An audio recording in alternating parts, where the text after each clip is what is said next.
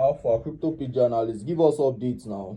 How far, my people? Like I tell una before, you know wetin this channel dey for now. Make we dey learn together. Today, the update wey I bring for now na the department of token. Shey you understand? So if you go buy token, you go know the department wey that token dey. I tell una say we get NFT token. NFT token sef get their own department. All these NFT token na ApeCoin, Gala, Sand, Mana. Make I explain to you how dem take dey work. If you no fit afford all these NFT, shey you understand, their NFT, you fit buy the token. So when this NFT dey go up, the token sef go follow join, because as dem dey advertise the NFT, dem go dey advertise the token too. Shey you understand? From there you go fit make money. So before you buy NFT or any token, try know the kind department wey dem dey. Maybe na art class dem dey, maybe na science, maybe na commercial. Shey you understand? So you go fit know the kind work wey you go do and how you go fit promote your coin, so you go fit make money. You still get many department o. I still dey bring for una. Shey you understand? Just stay tuned, share our update, make others sef come learn, make dem come make money together for us for this crypto space.